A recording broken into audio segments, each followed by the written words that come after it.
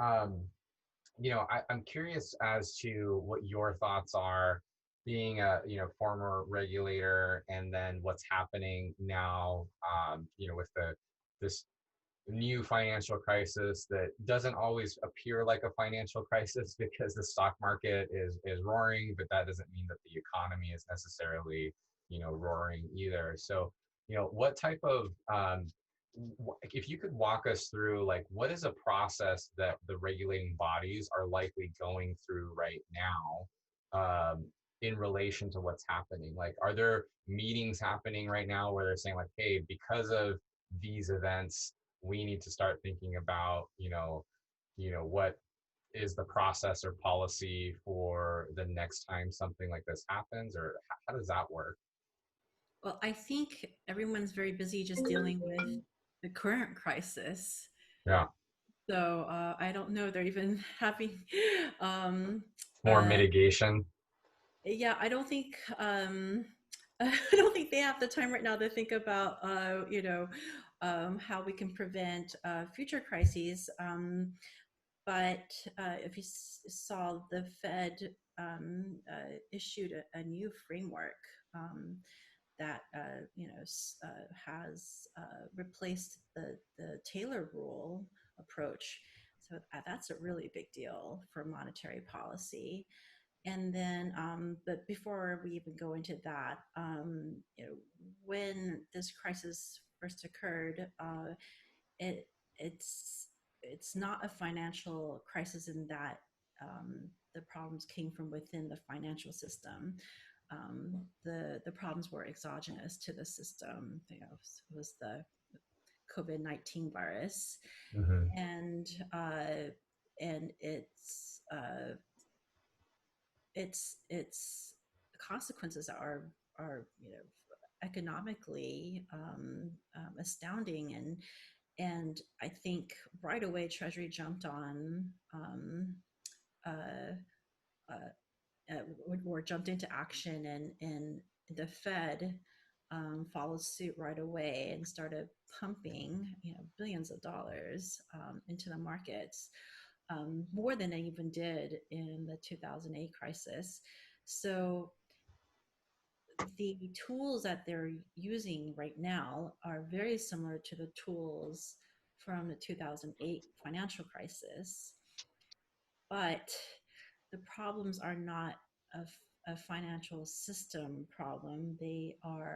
An, they are a health uh, crisis, slash macroeconomic crisis. And so the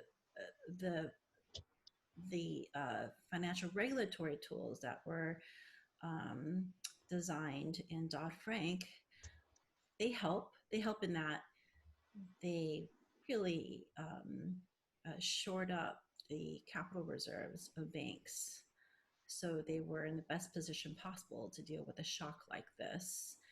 But in the end, to really, manage an economic crisis like this one, you have to deal with the healthcare, the public health problems first. So I think they're doing all they can right now.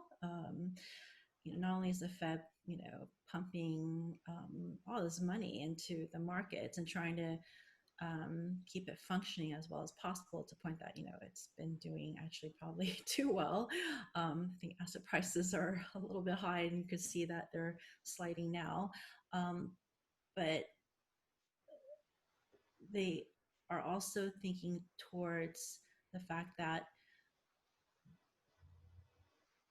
raising interest rates in this new, post-COVID world is not going to be like raising interest rates, you know, before Yeah. COVID came. And so I think they really took it to heart and revamped their monetary policy framework, which hasn't been done in many many years. So I have to say it's pretty revolutionary. So, and and it shows forward thinking on the Fed's part. Um, as for the other regulators, I mean, they, you know, their tools are for supervising, specific types of financial institutions. And again, in a crisis like this one that's driven by something outside the financial system, they can, what they can do is, help shore up the the you know the uh, capital and operational uh, uh, requirements of these banks, broker dealers, investment advisors, et cetera, all the central clearing parties, um, payment systems, and so they're doing what they can, given the authorities delegated to them by Congress. Yeah, yeah, it's basically, keep the ship afloat, I guess. So, so, Yeah, uh, so understatement.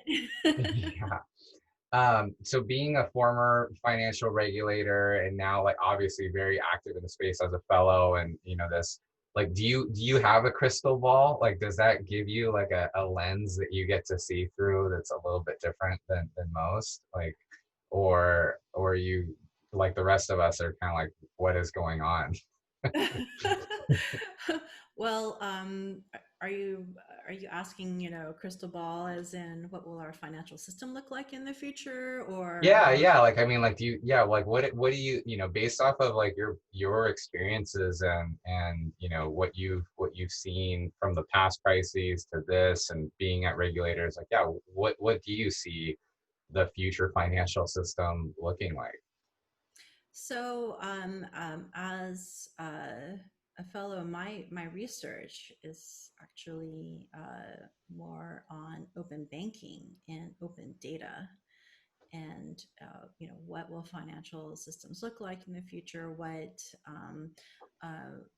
kinds of data rights would help facilitate an open data framework in the future. And uh, uh, so from that lens, I see we're already becoming a data driven, API driven economy. And so couple that with my financial regulator former financial regulator lens, um, I see that it's possible that crises in the future could be, instead of crises of liquidity in money, it would be crises in liquidity um, in data. Mm, So you have, interesting.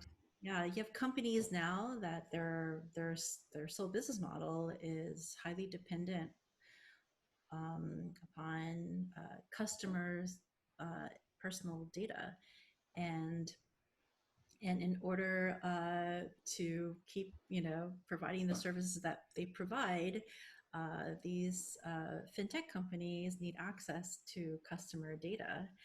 And so, who's to say that there couldn't be a run one day when customers say, I don't want to deal with this Yeah. particular company anymore because they're using my data in ways that I don't like.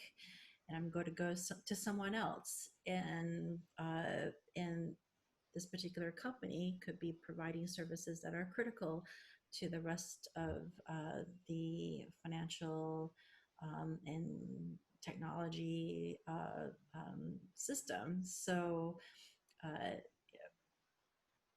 one day, pretty much all finance companies are going to be fintechs.